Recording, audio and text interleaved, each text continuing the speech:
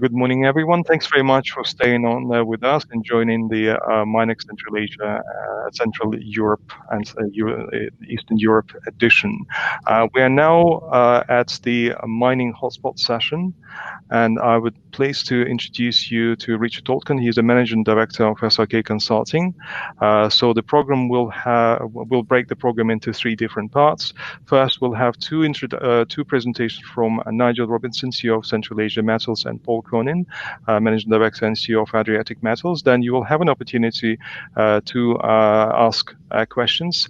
And then after that, we'll have three more presentations by Stefan Stoev, Sir Richard Shirreff, and Milan Parivodić. And after that, we will turn into the Q&A and panel discussion mode. Richard, I'm turning off my microphone, and you're on. Thank you. Thanks, Arthur. Welcome, everybody. From a slightly rainy Wales, after 2 months of sunshine, we've got a great group of people here, some based in the UK, some based in Austria, and we also have Paul Cronin dialing in from Serbia when he can get a good connection, but we'll see his presentation recorded anyway. For those of you who didn't see the first session, and for those of you who did, it's extremely helpful in terms of setting the scene for what the future of mining might look like, not just post COVID pandemic, but also the impact of ESG and climate directives and things like that. So really putting everything into the mix for the future of mining in this particular region. So we're developing that theme much more deeply now. We're going to kick off with a producer, Central Asia Metals in North Macedonia, and an explorer developer in the region in Bosnia with Adriatic Metals, and then we'll move on to more regional issues specifically around the Central and Eastern Europe area. So we have so please develop the themes that were discussed this morning. We'll try and answer more questions. We've got two sets of questions. We've got Q&A for Nigel and Paul after their presentations, and then we've got a panel discussion after all the discussions where we'll all sit around the table and have a good thrash out of the current issues and what might be happening in the future.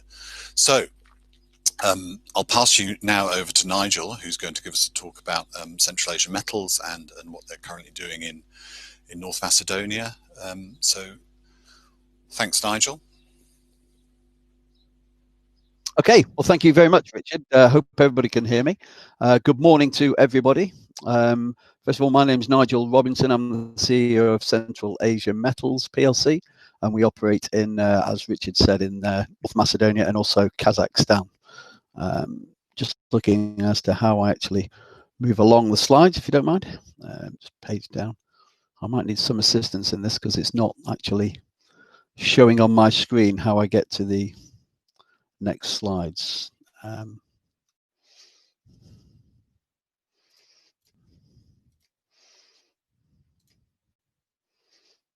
Okay, as I said before, operating in, that's better. Sorry, I've got the screen now that shows me how I move the slides. So Central Asia Metals, we operate in Kazakhstan, population of about 18 million people there, where we run a SXEW plant producing pure copper cathode of the output of around 12.5 to 14,000 tons annually, with a life of mine out to 2034 in terms of the license. We also have a underground lead and zinc mine in North Macedonia called Sasa. We've owned this mine since the back end of 2017, and that produces around about 23 to 25,000 tons of zinc in concentrate, 29 to 32,000 tons of lead in concentrate. And the life of mine on that particular operation is out to 2038. Just a quick look back at our results for 2019, which I know for many of us on this particular platform may seem like an eternity ago, really, given everything that's happened in the resulting months, in the early months of 2020.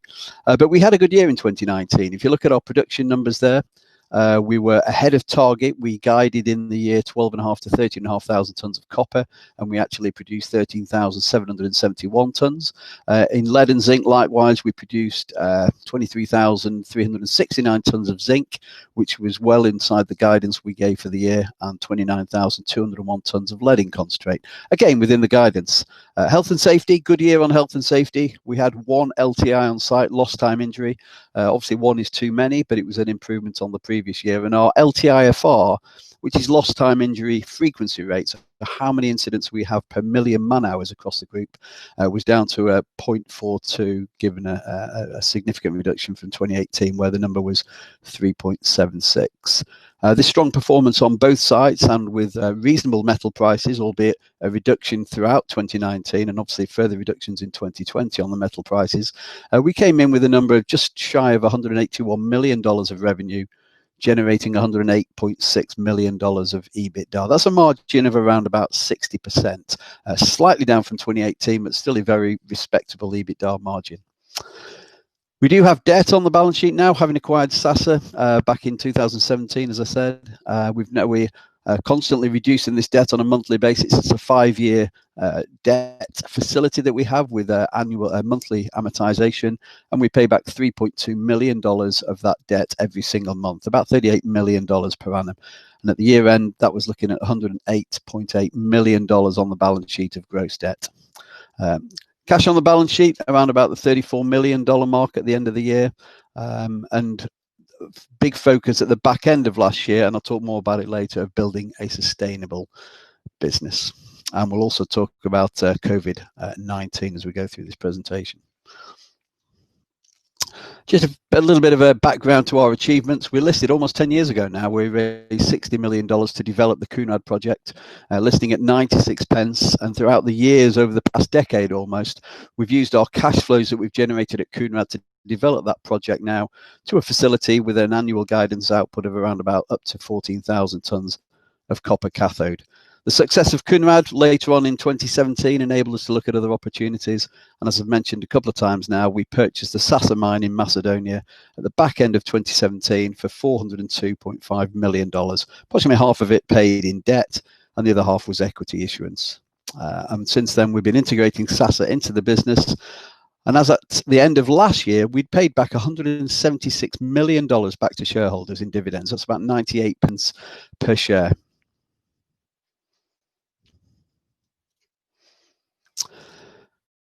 I don't think I'll labour this slide. Delivering value for shareholders, I think an EBITDA margin around the 60% mark, and also $176 million of dividends back to shareholders emphasises that we are a company that is there to deliver value for our shareholders and pay back the money that we generate from our low-cost operations. But on top of the shareholders that we're in business for, we recognise there's lots of other stakeholders in the business, and something we're particularly proud of, and something which we certainly took notice of throughout 2019, was an increased focus in the mining industry on sustainability and ESG. And throughout that year, what we did was we did a desktop materiality assessment of what's important to our stakeholders and our shareholders in terms of sustainability topics, and came up with 5 key pillars really that we focus on within the business. And as a result of that work, I've highlighted the 5 key pillars here. One thing we actually distributed for the first time in CAML's history was a sustainability report in April of this year. I think that's been well received by the shareholders from the feedback we've received so far. But it is a journey that we're going on. It's the first time we've delivered it. There's certain targets and certain metrics that we report within that report that we need to work on and improve upon as we go over the course of the next few years, really. But the 5 key pillars basically link to delivering value through stewardship, so strong corporate governance, both in London as a UK-listed PLC, but also overseas in North Macedonia and Kazakhstan, working closely with the governments to make sure that we have the license to operate. In terms of strengthening the team, we took on a new NED back in November last year, Dr. Gillian Davidson, who's got a lot of experience with tech resources in Canada and various other non-governmental organisations where she's been senior and focused on sustainability and ESG. And she'll be a great addition to the board in order to challenge the executive management team moving our business forward in sustainability areas. Maintaining health and safety Safety, I've already mentioned our good track record on that, and our record 2019 with 1 LTI, down from 8 the previous year. Obviously, people are important. We now employ over 1,000 people at the Camel Group, and looking after those people, recruiting the right people, training and developing them, and making sure that they're motivated and incentivized to grow the business is a key aspect of what we do. Looking after the environment, we operate in challenging parts of the world, and I think we've got a good track record in terms of looking after the environment. The person you can see there in the middle of the picture is our CSR director, and he's been in situ since 2013, operating primarily overseas at Koenrad, and then moving over to Sasa when we acquired Sasa. And the focus of his work on site has been to ensure that we operate to the highest possible standards of sustainability in terms of the environment, local liaison with the community, and health and safety standards. And finally, but by no means last on this particular 5 pillars of sustainability, is unlocking value for communities. We commit 0.25% of our annual revenues, both at Sasa and Koenrad, to help out with the local communities. I'll just skip a few slides because they're all just emphasizing those points on sustainability. But if I now look at what we've done in the early part of this year in terms of helping the communities that we work with, clearly the key focus for us has been, as all businesses as across the world, both in the mining sector and lots of other sectors, is managing with the COVID-19 and the pandemic that's hit the world. I'm pleased to say that we've managed to maintain our operations and production throughout, and as we went into the second quarter of this year and announced our full year results for 2019, it was a difficult decision for us as a board to actually have to state that we were not paying, for the first time in 8 years, a final dividend for 2019. And clearly that decision was born primarily of maintaining liquidity and preserving liquidity within the business. And our main concern at the time was that we would have to potentially close down one of our operations as a consequence of the pandemic, albeit through a force majeure with the smelter, or the fact that we couldn't ship the goods across the border. And as I said before, fortunately throughout this period, we've managed to maintain production, managed to maintain deliveries going across the borders, working closely with the governments, working with the workforce to maintain that we maintain their well-being on site. We've got no incidences of COVID-19 at either site or amongst our contractors, or indeed in the local towns in which we operate. And the last point on this is, as these countries move out of a very restrictive state of emergency they've both been in for the past few months, we are noting a slight uptick in some of the cases, both in Kazakhstan and North Macedonia. So we're remaining vigilant. I don't think we're out the worst of it yet, so we just need to maintain that vigilance throughout. And one last thing that we've done, which is vitally important, is working with the communities there. We've spent over $200,000 in the past few weeks helping both in Macedonia and Kazakhstan. We've bought ventilators, PCR test machines, PPE, and contributed to the local efforts in North Macedonia with a central fund with the Ministry of Health. So showing that what we say we do in sustainability is proven on the ground in terms of helping the local community. I'll just skip a few more of these. This is just emphasizing really all those aspects of sustainability which are absolutely fundamental to the Camel Group. Just quickly moving on to operations, the Sasa zinc and lead mine in North Macedonia, 3 ore bodies at the mine, Svinja Reka, Kozja Reka and Golema Reka. We have a long life of that mine out to 2038, and it's a skarn hosted deposit with sub-level caving as the current method of operation, but we are reviewing that.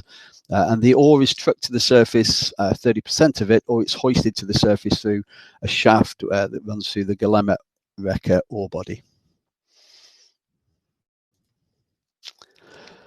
Quick production update, 2019, we produced around about 820,000 tons of ore were fed through into the plant.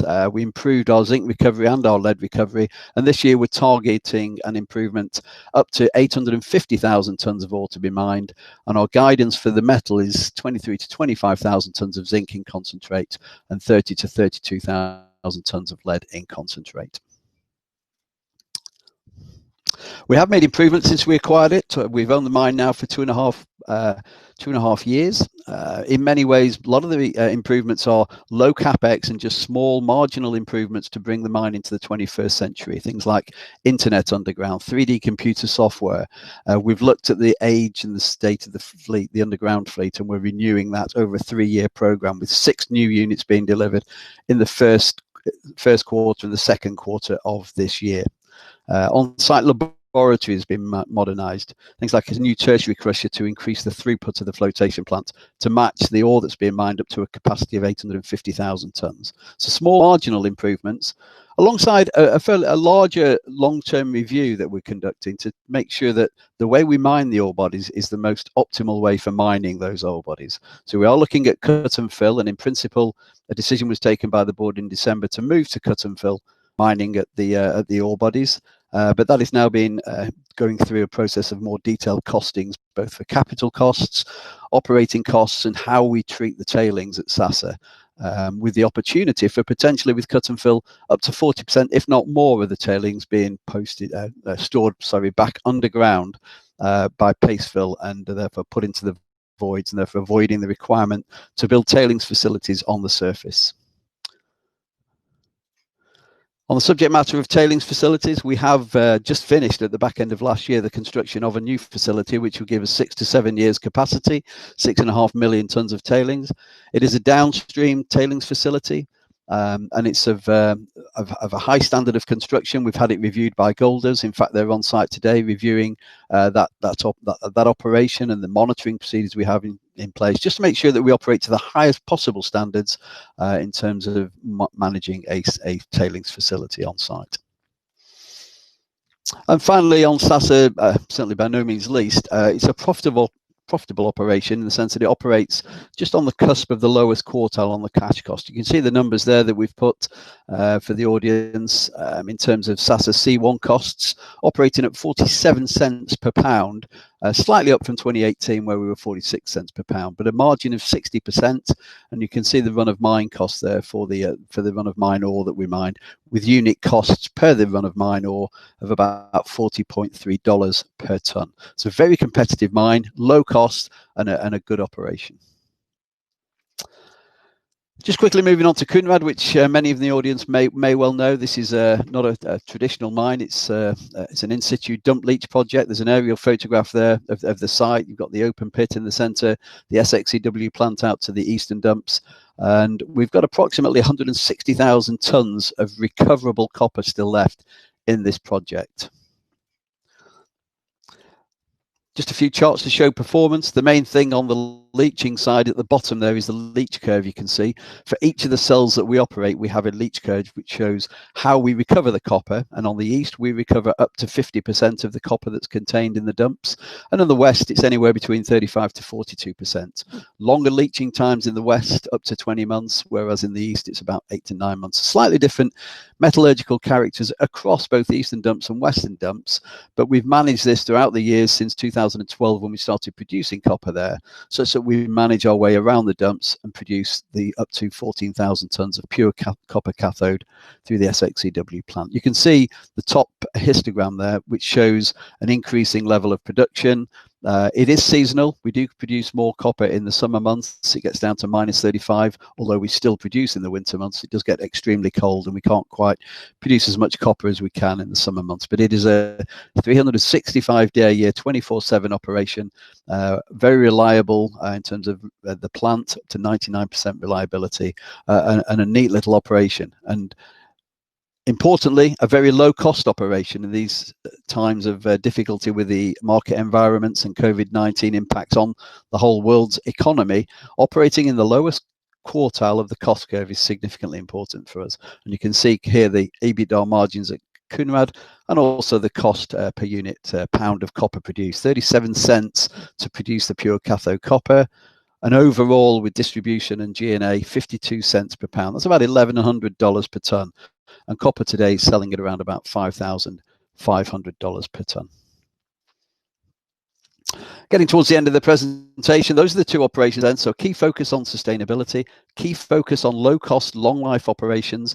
And what we do with the cash is very diligently look at how that capital is allocated back to shareholders in terms of paying dividends, 176 million, as I said before, back to shareholders, but also deleveraging the balance sheet. And the water flow chart you can see there, when we acquired SASA, we took on debt of around about $194 million of debt. We're now down to $108.8 million as at the end of 2019, December 2019. And we've managed throughout this pandemic to maintain the repayments of that debt, even though we suspended the 2019 final dividend. We've still continued paying the $3.2 million per month right up to the end of May so far. And on that point, I think I've come to the end of my time approximately. So I'd like to thank you for your time. Just to re-emphasize, Camel, sustainable business, strong operational performance, low cost operation, low cost production, diversified now in 2 countries of operation, 3 metals that we produce. Good story for all 3 metals in many ways, different stories, but good stories for all those 3 metals, and a strong balance sheet. And our focus over the past few months has been to maintain that strong balance sheet to get through this current crisis and manage and preserve our cash balances and preserve our liquidity. And a key focus throughout that period to make sure we look after our staff and their welfare and make sure that they're all looked after during this crisis and that we can maintain both employment and also the safety and well-being of them. And on that point, I think I'll hand back over to Richard and the host for the conference. And after the next presentation, I think I'll be open for any questions anybody may have. Thank you. Thanks, Nigel. That's excellent, and it's great to see the evolving story of Central Asia Metals and just all the great things that have been put in place and how things are developing. So no, fantastic. I guess we'll take questions once we've had Paul's presentation. So I guess we should move straight on. I think the MINEX people are going to bring that up, and we've got Paul recorded live at some point last week. So we'll hand over to the MINEX team to deliver this. Thanks.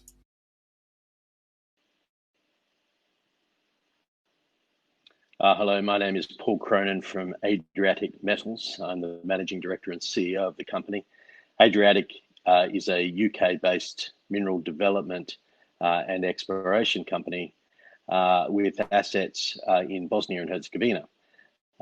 We currently own the very high-grade Vares polymetallic asset, polymetallic including gold, silver, lead, zinc, copper, and barite.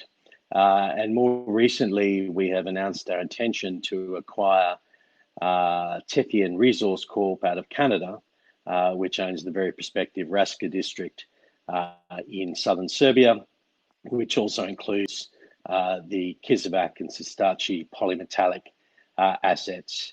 And we look to close that deal in August this year. Moving on, let me just tell you a little bit more about the history of Adriatic, where we have come from and where we intend to be moving to. As I mentioned earlier, Adriatic's focus is in Bosnia and Herzegovina. We own the Vares polymetallic asset, which is about 50 kilometers north of Sarajevo. The Vares assets were actually discovered right back in the 1960s. And had some limited exploration work that was done in the Yugoslav era.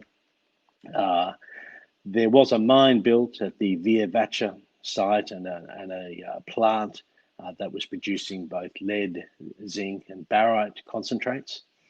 But that mine shut down in the late 1980s. But in parallel to that, there was also a very extensive exploration program being conducted in an area about 12 kilometers to the northwest of Via Vacha called Ripica. Ripica had some drilling as well as some adits.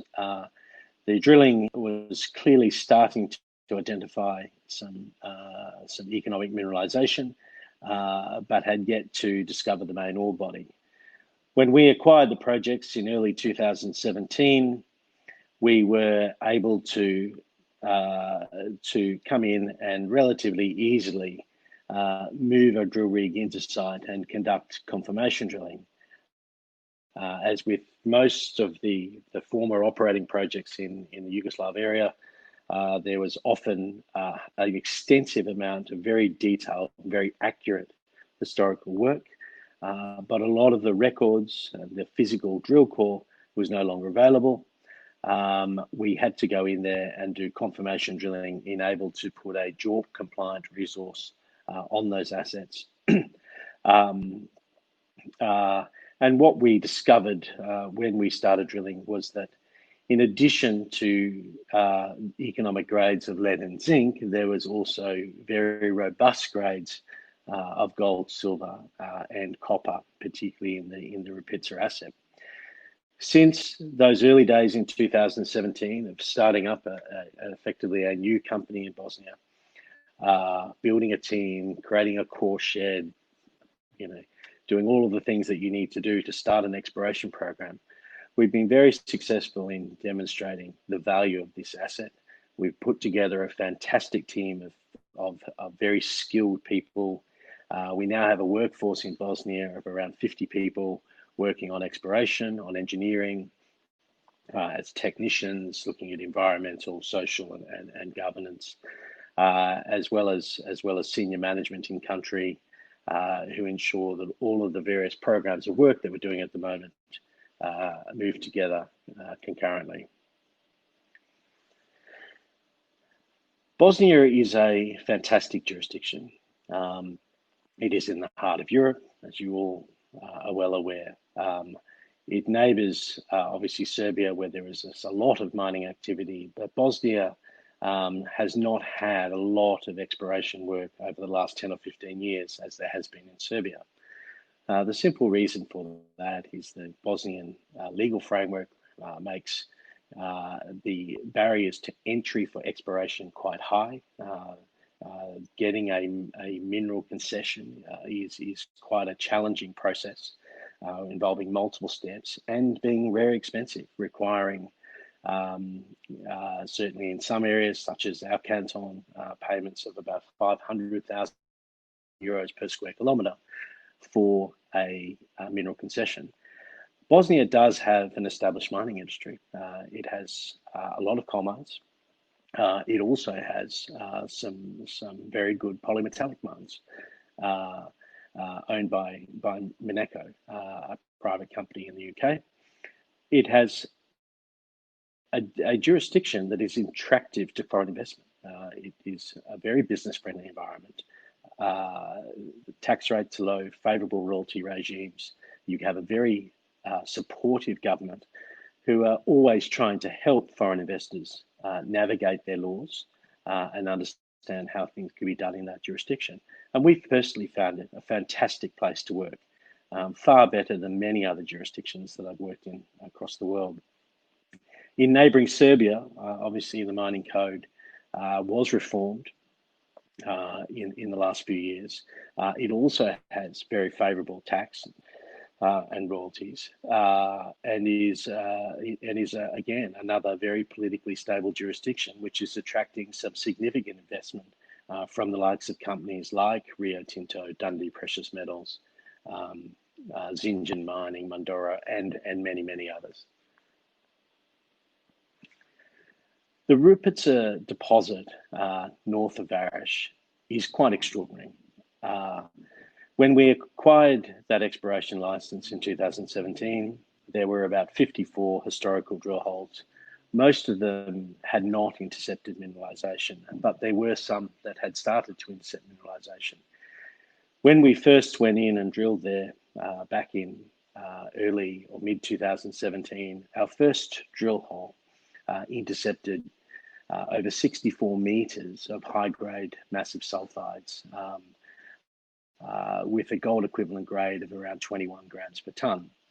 Since then, we've drilled well over another 130 holes into the deposit, and mid last year to find our maiden resource, and it won't be our last resource, but it is our maiden resource of 9.4 million tonnes, grading at about 10 grams a ton gold equivalent, but it is a truly polymetallic deposit with economic grades of each of the metals that are included in that deposit. It is structurally complex. However, we're starting to understand the deposit very well, and our recent drilling has been quite successful. We've extended the deposit strike length by 150 meters, both to the north and south, and we're continuing to step out to the north and south, as well as to the east, where late last year we discovered a new area of mineralization. We've also done extensive soil geochemistry. We've done extensive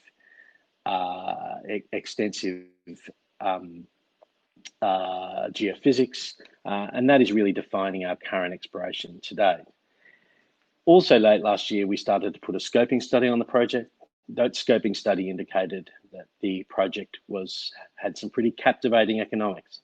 For upfront capital of less than 180 million US dollars, it returns an NPV at a discount rate of 8% of a little over 900 million US dollars and an internal rate of return of 107%. The project has been designed in a way that maximizes the value out of both the Viavacha deposit and the Ripitsa deposit.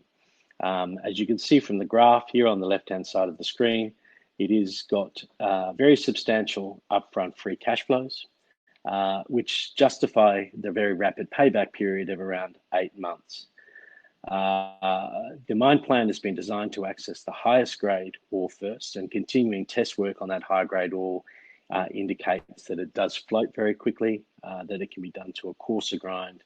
And as we work through our pre-feasibility study, you'll see some results coming out in September this year that we think will be very enticing in terms of the way we're trying to optimize this project and maximize its value. But we still have a lot of work to do on exploration growth. In December last year, we drilled a hole 4319. 4319 was our most easterly hole to date in an area where we were actually testing to show that the deposit had closed out. But to our surprise, at depth, we hit a very nice 16-meter intercept of particularly high-grade precious metals, but also very robust base metals. And we've continued to drill to the south of the deposit, again, hitting very good precious metals with 4.37 grams a ton of gold and 406 grams a ton of silver. But in addition to that, high-grade zinc, lead, copper, and barite. And over the remainder of this year, we'll be continuing to look at how we expand that known area of mineralization. And the expansion is really directed in an area to the southeast of the deposit called Jurassic Brestic. Jurassic was previously an area of exploration focus in the 1980s and 90s. Substantial adits had been drilled out there. We tested some grab samples from the adit dumps that were heavily mineralized, and we've commenced a drilling program there. In addition, directly to the south of Ripitsa, we are about to start drilling on a project that we call Moderator. Moderator, again, we have done extensive soils and geophysics. We have analyzed historical data that was made available to us, and we will be commencing a drill program there within a few weeks. The strategy for the company, however, is not just about Ripitsa. Ripitsa is a tier 1 asset. It will have a long mine life. It will generate substantial cash flows. Economically, it is a very robust project in that it generates huge free cash flows that can be used to expand Adriatic's footprint throughout the Balkans, and our focus is the Balkans. The other advantage of Ripitsa is that it has no tailings. There is so much mineralization in the deposit itself that we're actually short of waste rock to backfill the project and mine out all of the stopes. Viavacha will be key in terms of how we manage that backfill. by essentially mining Viavacha or parts of Viavacha early in the process to be able to generate waste rock for Rupitsa. But in terms of our strategy for the company, the recently announced acquisition of Tethyan Resources is the first step in that, where we intend to demonstrate our credentials as a multi-mine developer, so that the cash flows, as they start to slow down from the Varash project, can be augmented or supplemented from the cash flows at Kizilbac and Sestaci. This is an historical project, a bit like what Rupitsa and Viavacha were to us 3 years ago. I understand that Tethyan will commence drilling on this project in early June, and that we should see a steady flow of results coming out of that project over the next several months. In terms of the timeline, we've obviously been very busy on exploration, but we've also been doing a lot of work on metallurgy. We've been doing work in our ESIA, our pre-feasibility study. We expect to complete the pre-feasibility study in September this year, and we'll immediately kick off the definitive feasibility study, which is expected to be completed in Q1. Whilst all of that's going on, we're going to continue our exploration efforts. And once we close Kizilbac, we'll extend, or Tethyan rather, we'll extend the drill program there, and we'll look to extend that resource and build up quite a substantial global resource in country. From a permitting perspective, we've been making fantastic progress. Just this week, we announced we've received our environmental permit for the Viavacha project. We have submitted our application for environmental clearance on the Rupitsa project, and we expect all of those exploitation permits to be issued. Viavacha initially in likely July, and then Rupitsa toward the end of the year, which will enable us to basically take the project forward on a very aggressive time frame. We also have a very strong social and community responsibility program in country that has been involved in a number of initiatives. We're starting to build a strong social license, particularly in our canton and our municipality, and we'll be continuing to formalize the structures around that and continuing to work with our local community to deliver the benefits of this project.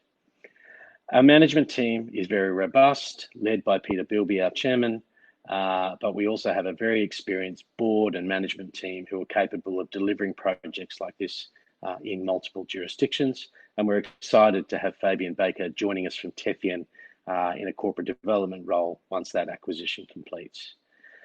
From a corporate perspective, the company has done relatively well. As you can see from the graph, we have been impacted by the current COVID crisis, but we've got the balance sheet to be able to do what we need to do. We've always had very supportive shareholders. Management still has a substantial stake in the company, and we've been able to reduce our cost of capital over time as we've tried to progress the project, and we'll continue to do that over the next couple of years. So thank you very much for your time today. And if you do have any questions, feel free to contact me. Thank you.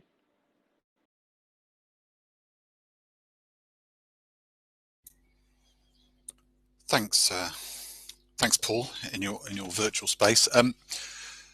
Unfortunately, it seems that Paul can't get a connection to this to the room.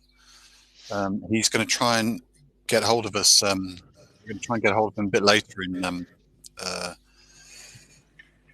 12:30-ish, I think. So what we'll do is, I guess, if we've got any questions for Nigel specifically, I think the reason for this break now is to really just focus on our operating company in the region and our exploration company in the region, and to see whether people had any specific issues they wanted to discuss.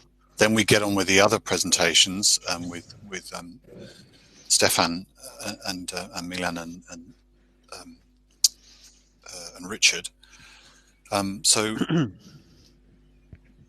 Actually, Paul will join us at 12, so you get the live kind of warts and all interactive process that goes on here. I'm getting all these messages. I feel like I'm some kind of presenter on live TV. So I'm getting the stuff in the right-hand corner saying that Paul will join the panel discussion at 12. So Let us see if there are any questions for Nigel. I still need them to, Arthur, you still need to give me the list of the chat questions. Well, I guess if we don't, yeah, we've got a few questions that have come up specifically for this area, and Nigel, I guess, yep, you've explained very clearly what type of things are going on in North Macedonia with relation to Sassamine in particular, I guess, dealing with Europe. We're talking a lot about second waves and potential issues. You know, do you have a sort of strategy going forward to you know, that if you do have a second wave, if it does impact your workforce, you know, if there is an economic recession, given that you're a base metal producer with obviously some precious metals in there, but maybe you could expand a bit on that. Yeah, by all means. Yeah, I'm happy to talk a little bit more about that. I mean, in terms of strategy, I think if you think about the whole strategy of the Camel Group, really, we've always been focused on low-cost operations, and that strategy bears fruit when we're going through what we're currently going through. We have no control whatsoever over what's happening in the economy and the impact that's having on metal prices. So being in the lowest quartile for us gives us that degree of comfort, and clearly having a strong balance sheet also gives us a bit more comfort. And the whole thinking behind not paying that final dividend, which was a fairly arduous decision, but became easier as the month of March progressed, and it became obvious that the whole world was going into lockdown and that it was a really serious crisis we were facing, and potentially in our own areas of operation we may, as I said before, have to go into care and maintenance for an unknown period of time, and thereby generate no revenue with a cost base and a burn rate that we'd analysed and and reviewed and became concerned about if it went on for, say, more than 3 months. So the strategy was really, the strategy long term has always been low cost operations and strong balance sheet and very prudent management.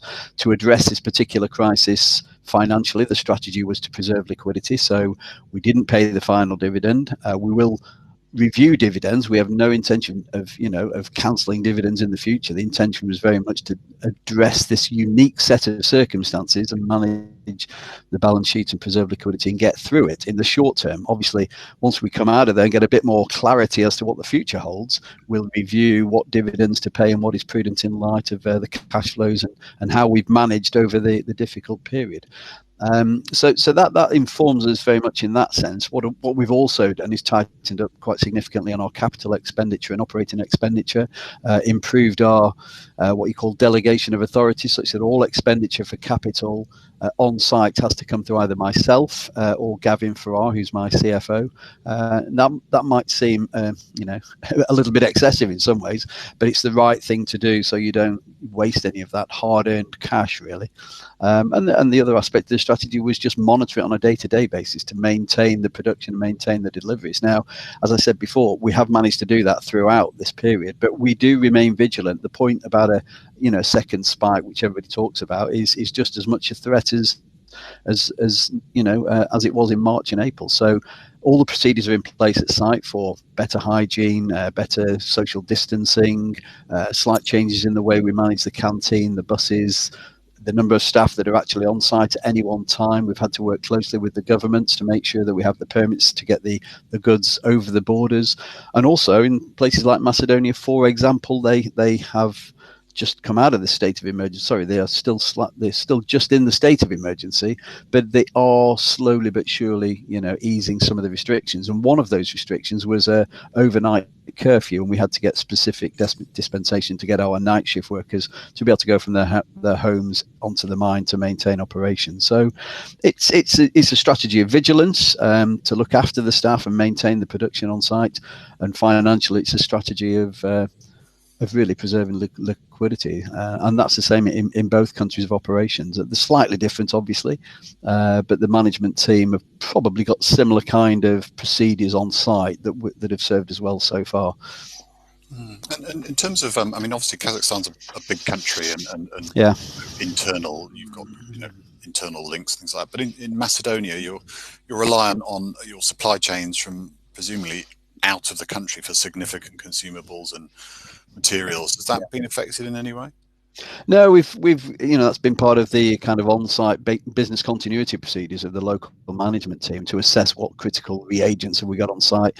We did stock up right at the beginning of it, so we got maximum inventory on site, and got in touch and had close relationships with the key suppliers. So far, again, we haven't witnessed any kind of interruptions to those supply chains, and so that's not been an issue for us as such, both in Kazakhstan or in North Macedonia.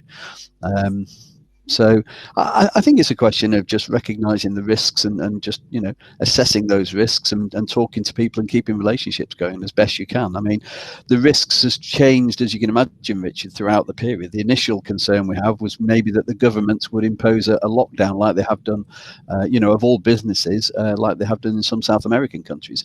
Fortunately, our management team in both countries have been able to work closely with the government, and the government hasn't taken that view. They've, in many ways, supported us and wanted us to continue the operations because of the impact it might have on the livelihoods and the tax take in the local economy. So that's been one aspect.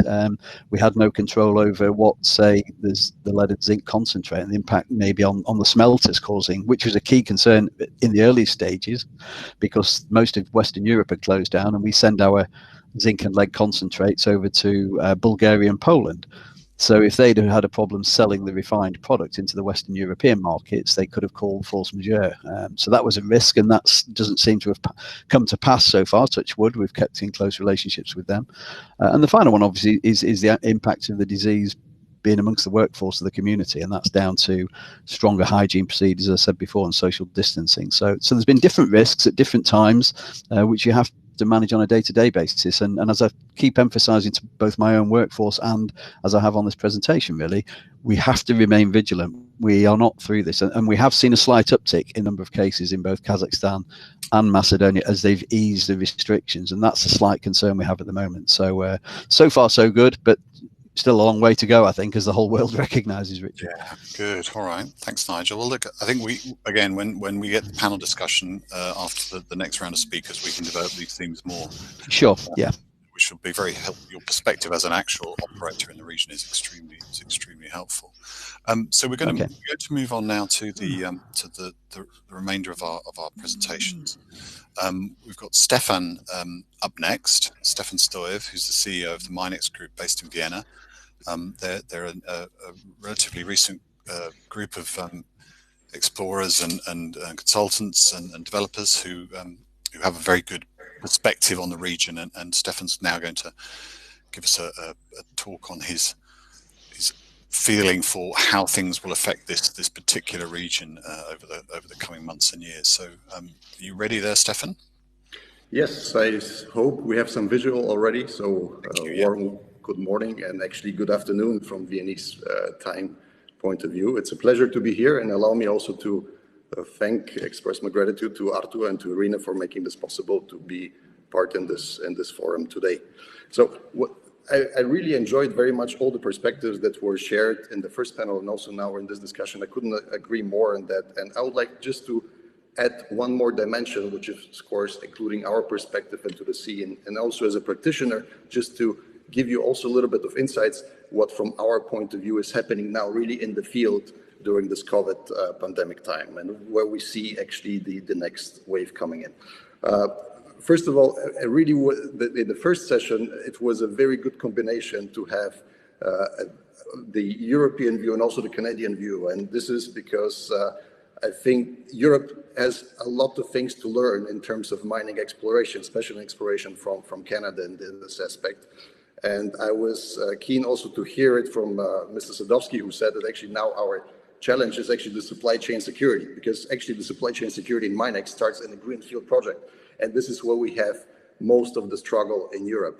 I think we have excellent brains and perfectly educated and very, very highly skilled experts from the geology to the metallurgy to everything. And also technology in Europe is worldwide highly accredited. But in Europe itself, we are still, I think we are in the baby steps of what actually mining should be in other continents as well as we know it.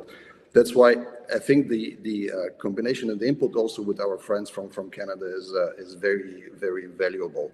I was also actually eager to say that actually I was very intrigued to hear also from Paul and also from Nigel how they approach this projects in Macedonia and also in Bosnia and so on, because these are projects which we also aware of, and we know them from the very beginning, how they developed through all the issues that were there. And what I can say in summary, I think now, I mean, we always hear the wake-up call and the wake-up call when a major event occurs. I mean, in the year 2020, there was a price decline in the mining industry. We had it as a wake-up call for efficiency. Today, the pandemic is also not a wake-up call. But at the same time, I mean, I don't know how many wake-up calls we need really to get them really implemented in our daily operations. And what I mean in very concrete by that is that in the mining industry, I mean, the framework is clear. The mining, to start a mine is a very expensive approach. And of course, a mining project is a long-term project. So when we take the keywords of responsibility and sustainability into it, it means that we have to implement it from the very beginning on. And it starts with the fundraising on the greenfield and so on. And I think what I have the feeling that now really Europe has learned a lesson also in this aspect, because it's really realized in this pandemic how serious the dependency is in the securing exactly the value chain in materials. And I strongly believe that actually the Balkan metallurgical belt is the key now for Europe really to take this lesson and really to enforce it and to work together with the companies which are there in a more intense way, because of course at some point the access to the mineral comes in a step, and this I think everyone who is in industry can talk this by heart. And the later phase where already so many resources and struggle, sometimes it gets exhausted in the primary phase, but then everyone wants to be part of the cake. So what I would like to say with this, that we should find a way also from the European perspective how to enter the kitchen, where we actually, even before the kitchen, to go to the mill, make the grain and all these little things, which I think were not treated with the priority until now that it actually deserves. And so what I would like to put here very clear, I think, from the situation now from the pandemic, what we have monitored here closely is, of course, there is a huge fluctuation on the markets at the moment. So it's impacting the entire value chain. And of course, we have on the mining sector, we have a direct and indirect impact very strongly. So the direct impact, of course, the miners have to work and they have to go to and operate the mines. And it means actually here we have the open pits, which are a little bit easier actually and complying with the rules that we had to achieve in order to overcome this pandemic contagious phase. And of course, underground mining was completely blocked, and of course, this outcome is going to have an impact in the future, definitely. On the other hand, we have also the indirect impact, which certain minerals which were less consumed because of the market was not there, it was blocked in the production, so were stockpiling, and so the prices went down. So this is now, I think, the speculation mode, which has to be taken a little bit more consistent policy, and this is actually my also appeal to Mr. Sadkowski, so just to find a way how together to make this, if it has to be sustainable, it needs to be long-term, and we need not to have this heart attack bouncing up and down. It has to be avoided in order, as actually just Nigel and also Paul just put their focus on the shareholders. And of course, the shareholders are the pioneers who are supporting this project in an uncertain phase, which of course deserves to have a clear recognition and a payback and so on. But at the moment, and of course, the operation of the mine remains on the long-term capital. And then at some point, actually, it's a little bit disbalancing between the interests of the shareholders and then actually the sustainability and what needs to be invested in the mine to make it more sustainable. So long story short, these are actually the components that we're dealing now very, very intensively in Vienna and MINEX. And of course, we are very closely working together with the Montana University in Lublin. This was actually one of the showed in one of the slides from Mr. Satkowski previously, to ensure that we will have the right brand power, the right skills, and the right technology at the right time and the right phase of a project, just really to make it sustainable. Because sustainability is built on layers. And so we have to make a really solid fundament and platform in order to build it up and so on. But if we, of course, at the other end, we have the obligation to the shareholders who would like, of course, to see their value coming in and to have dividends, as it was addressed before. So this means that we have to run sustainable, but also very fast. And this is sometimes a little bit contradicting. And these are actually key parameters which we are trying to also to find pillars from the financial aspect and also from the operational side, how to make them more sustainable again, and how to make them really making the project in a fashioned way, not to be then overshadowed by ecological issues and whatever else, which is actually also following up.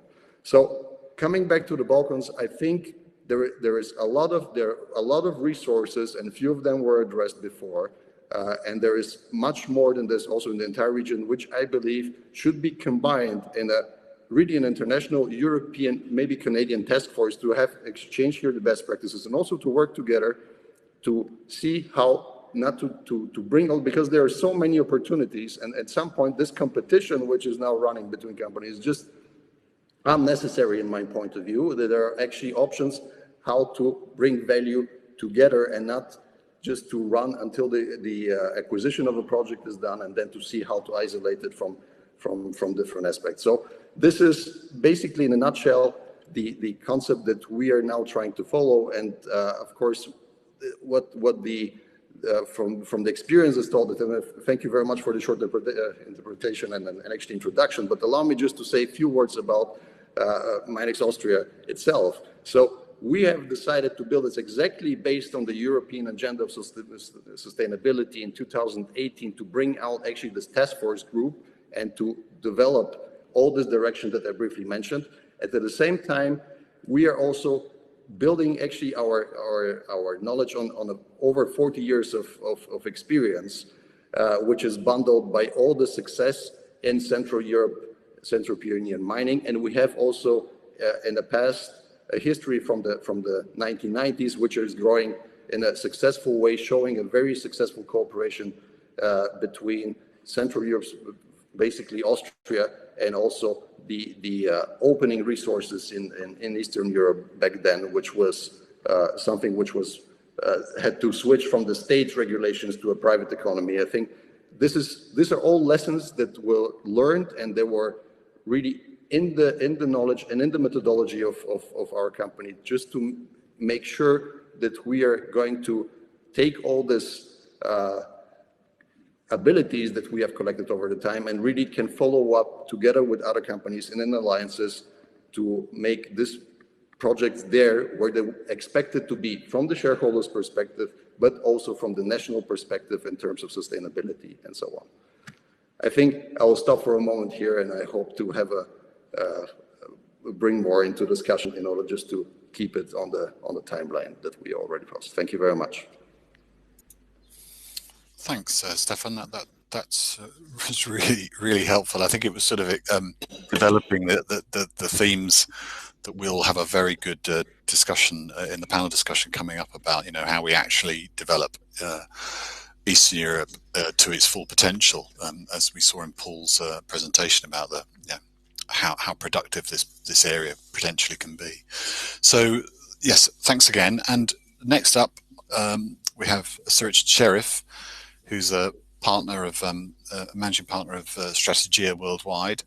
He's going to talk about leadership in crisis, which again is broadening this subject to really focus our minds on what's going to happen next and how we plan some of the things that Nigel talked about in terms of the plans that they put in place for the company and focusing on certain things and all the what ifs that everybody is asking themselves at the moment about how do we deal with now and how do we deal with the future and what will the future bring. So Richard, please go ahead and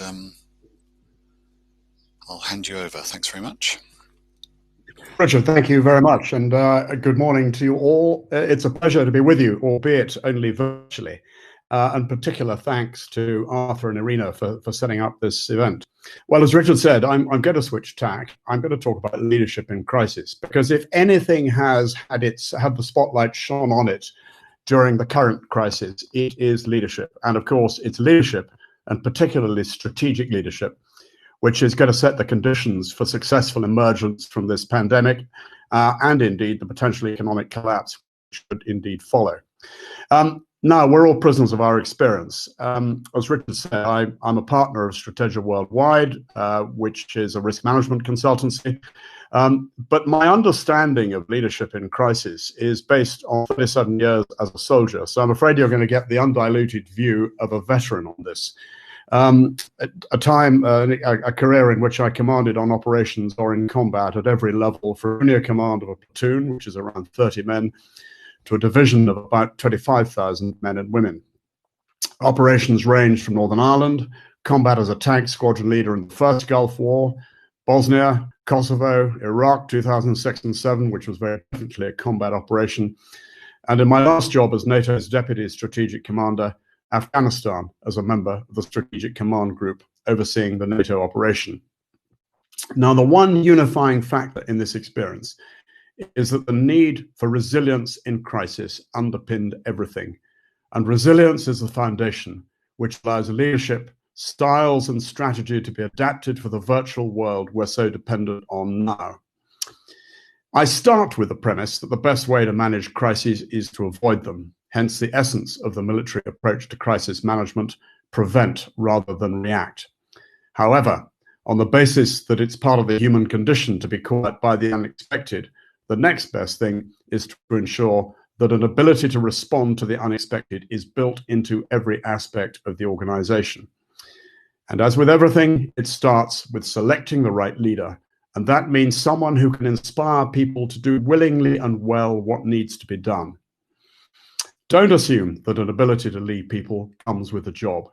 You can't parachute someone who has no experience of leadership into a leadership role and expect them to succeed. Leaders have to be selected, and they have to be educated and trained to become leaders. No one goes through the gates of RMAS Sandhurst, which is the British Army's Officer Training Academy, but without being subjected to a rigorous process of selection to really test their leadership potential. And thereafter, at every level, leadership ability is tested, judged, and built up through extensive training and education. You don't command at a high level until you've proved yourself as a commander at a subordinate level. So what? Well, invest in leadership, select, train, and educate your leaders for the future. Now, I'm not suggesting your organizations should emulate the army, but it is worth recognizing that the reason as an institution it generally gets leadership right is because of the ethos of leadership, which underpins command and the immense amount of time, effort, resources that go into selecting, training, and educating leaders right through their careers. Let me highlight a number of areas I think underpin leadership, and therefore the ability to respond in a crisis. First, character. Leadership is about who you are and what you are. It's therefore intensely personal, and because we're all different, we all do it differently. You'll all have your own list of leadership virtues, but let me list 3. For me, courage comes first, because as Churchill said, it is the quality which guarantees all others. Courage defines leadership. In my old world as a soldier, physical courage is the knightly virtue to which we all aspire, and rightly we expect physical courage from our officers, the courage to take action and lead by example when circumstances demand it. Leadership by example is in so many ways the absolute essence of leadership. But there's also moral courage, the courage to make and stick with difficult decisions, and that applies in any sector. Next comes integrity. You'll know from your own experience that few things undermine leadership more than bullshit, spin, or failure to be straight. The last characteristic I'll touch on is robustness, both physical and mental. Mental robustness is all about the determination to think clearly under pressure. It's about making things happen by sheer force of will. It's also about coping with things going wrong and starting again. Don't underestimate physical robustness either. Fitness is fundamental and allows you to operate under pressure. Recognize, too, the effect on others of a dependable, strong physical presence that emanates confidence, even if it's a virtual presence. Next, morale. As Napoleon said, the moral is to the physical as 3 is to 1. If morale is high, people lead themselves. They have the resilience to cope when things go wrong. Leaders have to build, maintain, and nurture good morale. And there are 3 aspects to this. First, spiritual, not in a religious sense, but in the sense of a great and noble purpose, the achievement of which is vital. People must feel that what they do contributes to achieving the purpose. I think mining could do much more here and shouldn't be shy about proclaiming that our civilization, our prosperity, our way of life depends on mining. More than that, mining is critical to finding the alternative sources of energy, which will allow us to respond to that other great existential threat we face of climate change. Next is intellectual. People must believe the purpose is achievable, and they have the necessary capability and resources. They must also feel they belong to an efficient organization. Material is the last of the 3. People must believe that their leaders are doing what they can to ensure they're looked after as well as possible. Equipment, working conditions, a fair deal on pay and terms of service. That doesn't mean luxury or perfection. Indeed, sometimes the highest morale can be found where conditions are toughest, because people take pride in putting up with challenge. However, it does mean getting the logistics as right as possible. Fundamental to maintaining morale is the culture of the team, because it's the team which generates cohesion and gives people the motivation to succeed and the mutual support they need. In a crisis, it is the extent to which your people feel they belong to a band of brothers and sisters which will get you through the challenges you face. Then there's the importance of communication. Leadership needs the ability to connect with people, to communicate, and you can only connect if you understand your people, their needs, their fears, and can reassure them through the power of your personality that you have their interests at heart. It's about EQ, not IQ. And this means talking in a way they'll understand and which resonates. You need to know what you're talking about, and you need to mean what you say. So communication in crisis requires calm reassurance, realism, and a positive approach that gives people the confidence that things will turn out okay. The fundamentals of leadership don't change.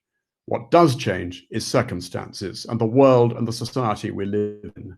That means understanding, taking account of different expectations, and adapting to circumstances.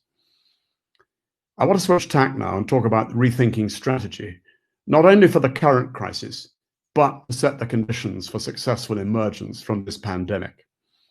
Never in most of our lifetimes has strategic leadership been so much in the spotlight as our political leadership grapple with decisions over lifting lockdown, risking lives, and how to save an economy in freefall. Now is not the time to second-guess our politicians, but to recognize that to govern is to decide. Suffice it to say that simple rules or principles of leadership and templates of decision-making do not necessarily serve one well in complex situations where there are no right answers, just limited choices between the least wrong ones. So clarity of thought, vision and adaptability exemplify the strategic leader as much as resolution and determination, an ability to live with ambiguity and uncertainty, and not least a pragmatic capacity to take calculated risk for the longer term and greater benefit. These distinguish the successful strategic leader from the tactical operator or manager. Fundamentally, successful emergence from this pandemic will be about being successful on two counts: strategy, how to win a war; tactics, how to win a battle.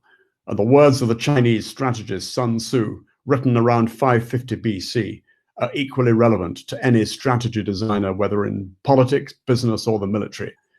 Strategy without tactics is the slowest route to victory.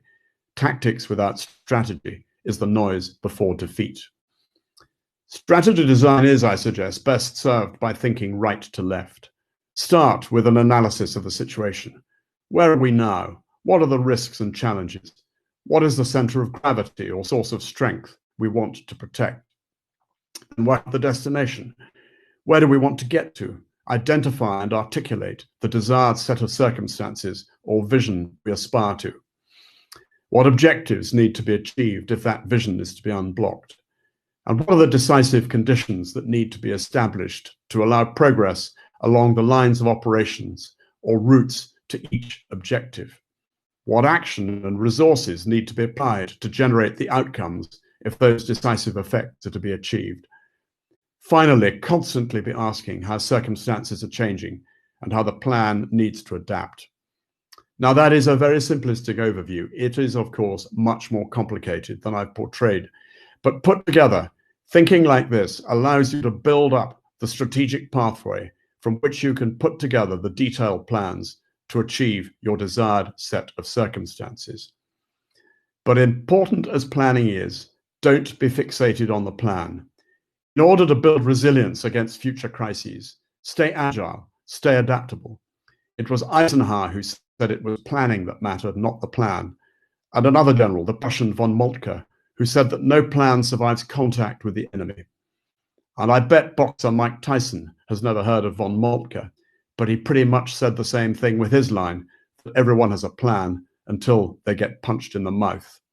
It's planning and persistent reassessment of the external forces at work, which gives you the knowledge and understanding from which intuition flows, and which allows you to adjust the plan when you get punched in the mouth. The more you understand, the greater the agility of decision-making. This is where wargaming comes in. No military commander would launch an operation assuming this time without wargaming the plan against a red team to determine the friction points or risks and where the crisis might strike. Always asking difficult what-if questions. Rigorous wargaming will help you identify where this might happen so you can put together the necessary contingency plans to prevent the worst happening and ensure you have the means to respond when, as it invariably will, the crisis strikes. Because it's all about developing the intellectual muscle memory which kicks in when needed. But to respond effectively and really ensure resilience, you need drills and standard operating procedures to ensure that people take action quickly and, if necessary, without orders. But these are no good unless they're regularly practiced and tested. Let me give you an example. We've been working with a mining company who asked us to rework their security and crisis management policies and procedures. And one of our recommendations, which they didn't accept, was the importance of wargaming and practicing the plans. When the COVID crisis struck, not only did they not implement the procedures, but the general manager froze, retreated to his office, refused to communicate directly with his people. Effectively, in the middle of a battle, he hid at the bottom of his trench. On top of that, the company headquarters in a different country had to put up with that leader's behavior. And there's now a real risk that one bad apple can ruin the very good reputation that company has. I'd identify 3 lessons from this. Number 1, select the right people, test them, and if they don't measure up, be prepared to move them. Make sure you have a robust succession plan is the second lesson. Nominate competent deputies in advance. Leaders may well fall by the wayside, as we saw with Boris Johnson. So empowered deputies are critical to resilience and effective crisis management. Third, test your crisis management drills and procedures so that implementing them is second nature when the crisis strikes. Successful response to a crisis and resilience depends on what the military called mission command, by which subordinates must be empowered, supported, resourced, but they must also be accountable. And this means trusting your people on the ground to use their initiative. They must understand the intent and be crystal clear about what is to be achieved, and they must have the resources and support. But this trust and trust takes time to build. In the military world, it comes partly from living, working, training, thinking, and conducting operations and fighting together. But it also comes from competence and the confidence that people have in an individual's ability to lead. And this is based on experience, training, education, and thinking, always underpinned by character and flair. Finally, keep something in reserve. Drilled into every military commander at every stage of his or her training and education is the importance of a reserve. If the reserve is committed, generate another one, however difficult and however small. You know best what sort of reserve you may need to deploy to manage a crisis. And if you want an example of what happens if you don't maintain a reserve, look at the chaos we saw in this country over adequate PPE for our health workers. For the last word, let me turn to an extraordinary book by an extraordinary man, 7 Pillars of Wisdom by T.E. Lawrence. He was a man with no formal military training. He was an explorer, a historian, an archaeologist, and a desert traveler of remarkable endurance. And he led the Arabs during their revolt against the Ottoman Turks in the First World War. And you'll all remember Peter O'Toole's portrayal of him in that classic David Lean film, Lawrence of Arabia. What he said about generalship nails leadership in crisis, and I quote, "The greatest commander of men was he whose intuitions most nearly happened. 9/10 of tactics was certain enough to be teachable in schools, but the irrational 10th was like a kingfisher flashing across the pool, and in it lay the test of generals. It could be ensured only by instinct, thought practicing the stroke, until at the crisis it came naturally, a reflex. Of course, the best way to manage a crisis is to prevent it. But when it comes to the crisis, as it surely will and has done, only through thought practicing the stroke, training for certainty, and educating for the inevitable uncertainty, will Lawrence's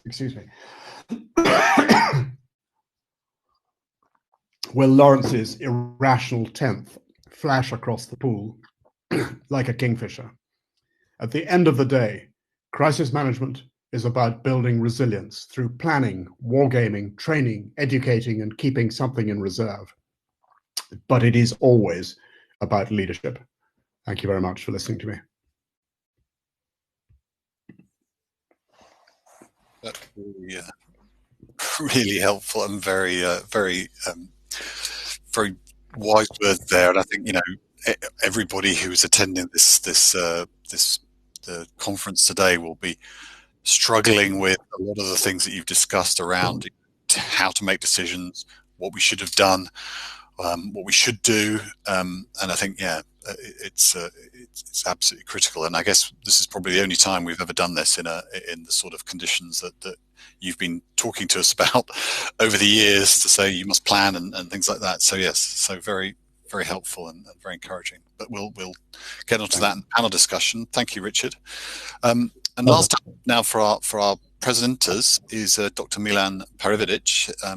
I think you're based in over there in Belgrade, and he's going to now give us a very focused perspective on the mining law and mineral exploration in Serbia. You know, what you need to do for explorers, for producers, and some of the pitfalls and some of the twists and turns. So, Milan, take it away. And once Milan's finished his presentation, we'll get on to our panel discussion. So, thanks a lot. Thank you, Richard, very much. And I want to thank Arthur and Irina for organizing this wonderful conference, and to you, Richard, and to all the co-panelists for this very eventful morning and afternoon. So good morning or good afternoon, everybody. We're going to talk about mineral exploration and mining in Serbia from a government policy and legal perspective, but we'll look also first at the factual situation. Why has Serbia become such a hotspot in the last, I would say, 5-6 years for mining? In that sense, let's first start with the figures. Currently in Serbia, which is a small country of some 80,000 square kilometers. There are 140 active exploration fields, of which many have close to 100 square kilometers. There are 103 fields exploring metals. 17 companies are active in geological exploration, of which 30 companies are coming from abroad. And we have a big number of companies operating in Serbia coming from foreign countries, from juniors to majors. And that is increasing, basically. We have Rio Tinto, we have Freeport, which has made the discovery of copper. Before that, Rio Tinto made the discovery of lithium and borates. There is Dundee Precious Metals, there was Eldorado Gold. There is a number of juniors, very successful, like Mundoro, who are also operating very effectively and bringing other majors into the country. And the level of investment into exploration in Serbia has dramatically increased, actually have quadrupled from 2012, when it was only 24 million, the annual exploration budget in Serbia. It has risen to 100 million, and probably now it's even more than 100 million in 2019. It was 100 million in 2018. The Chinese have actually started developing a copper mine on Čukaru Peki, which was the Freeport discovery. They bought it out completely, the upper zone and the lower zone. And in 2019, they should have invested 500 million. I expect that Zijin will be actually investing more than 500 million in year 2020, with an idea to open a copper mine, a new copper mine, and to expand the operations of the old historic RTB Bor mine. So there will be major increase of copper production in Serbia from 2021-22 approximately. Why has Serbia become so attractive? First of all, it has the resources, obviously, quite abundant from the Tethyan Belt and other. It's interesting now, there were some metaphors like Serbia is Saudi Arabia for lithium. Then there is, of course, lots of copper and gold, zinc and lead and other metals and non-metal also ores.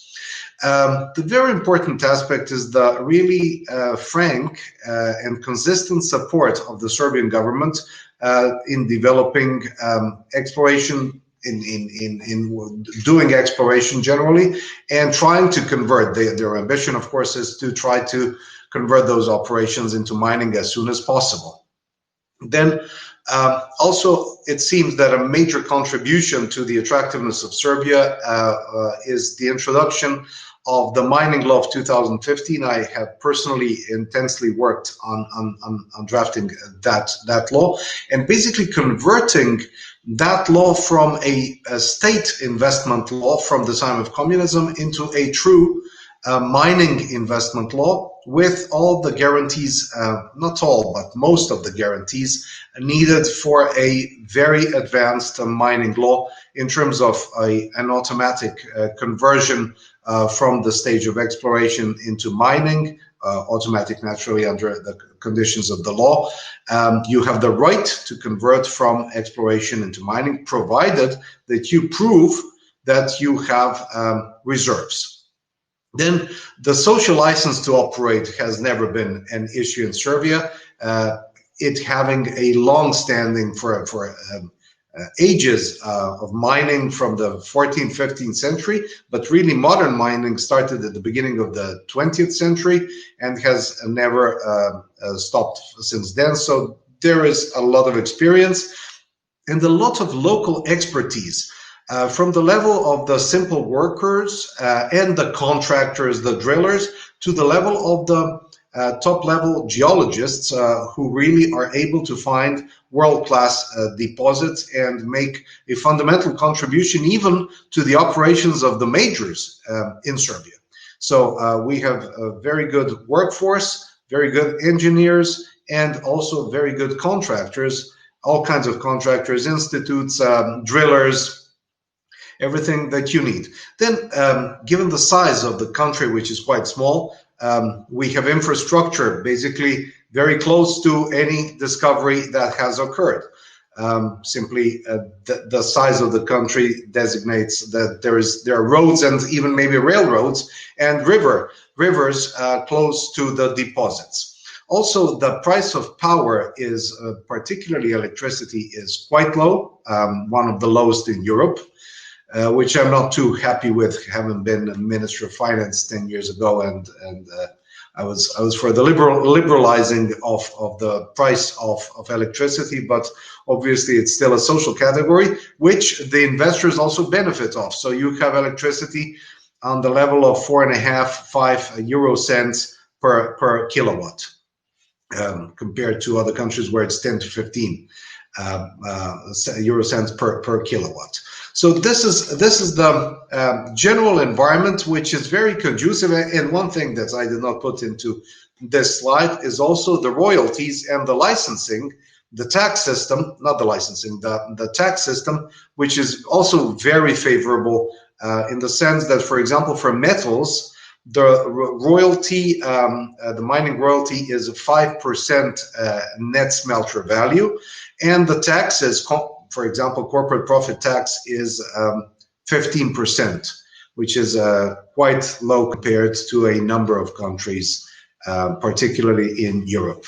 So let's move to the next slide. As I said, Serbian government is very favorable, and I have a lot of experience working with the Serbian government for mining companies, and typically Western mining companies, from majors to juniors.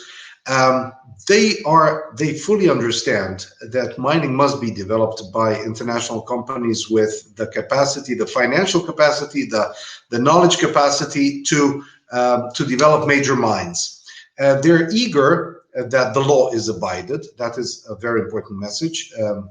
Whoever works in Serbia must work strictly according to the law. They want the mines to be very safe and that the environment remains safe. So safety standards and environmental protection are essential. And they simply believe, the government believes, that developing mining is one of the vital aspects of a quicker development of Serbian economy. Therefore, we have always encountered really a partnership with the Serbian government working for our clients. So when you come to Serbia, what is really you do? You find lawyers, you establish a company, you need a corporate presence in Serbia. It's very simple. You can do it, for example, in 7 days. You find a good geologist, and you know that this is essential. And then you go through the process of obtaining an exploration permit. So you can buy a Serbian company which has an existing permit. You can transfer a permit from a company which already has a permit, or you can apply and obtain a new permit, which is typically given for an 8 years period. It's 3 years plus 3 years plus 2 years. So it's 2 extensions. First term is 3 years, another 3 years, and then 2 years. The maximum size per single field is 100 kilometers, and you get the exploration license. You pay the fee, which is up to about 10,000 euros, and then you just notify the ministry and the municipality that you're starting to work, and the exploration permit is naturally based on your exploration design. So you submit the exploration design to the ministry, and based on that, you get the exploration permit. The law provides that you must fulfill at least 70%, 75% of the planned exploration works as you have described it in the exploration design, which was submitted to the ministry. As in every other country, you must submit annual reports of your results, and then a final report. And if you have good results, which that prove actually that you have a deposit, that you have reserves which are economically viable. Then you apply to the ministry to get a certificate of reserves. A certificate of reserves is actually a state certificate where you have to prove to a panel of typically high-geared professors of geology from the Faculty of Geology, who are members of a ministry commission, that you prove to them that you have found reserves. And you must convince them that those reserves are economically viable. Once when you defend your geological reserves studies, you get from the ministry the certificate of reserves, and this certificate actually serves as it is your guarantee that you have the right to obtain a mine permit. And I'll show you how it looks according to the Serbian mining law. So I have talked about the certificate of resources. There is the certificate of resources. When you get that, you apply for the exploitation field permit. In the meantime, you must also develop a feasibility study. Once when you get an exploitation field permit, that means that a certain field has been allocated for developing a mine. And with that, you develop a mine design. And with the mine design and a number of other documents, this is a simplified scheme, but we have, of course, the developed scheme and went through it also in real life.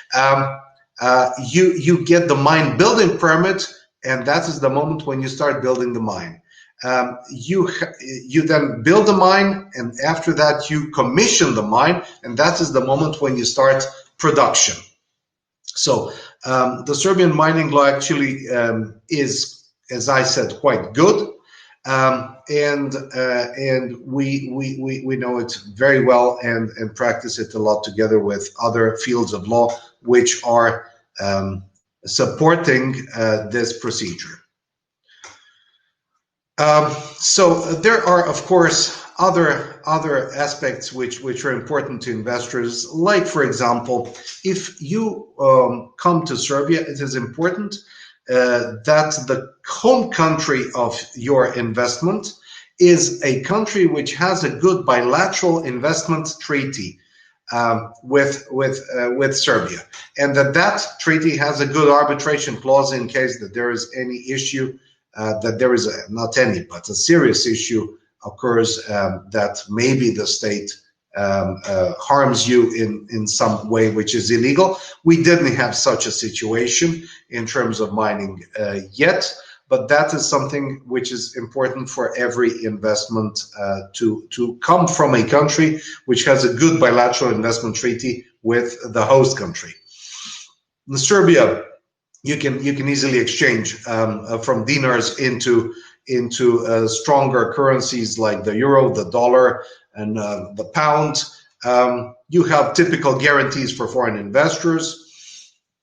A major project would probably, I would advise, getting a stability agreement in terms of both of taxes and the stability of legislation.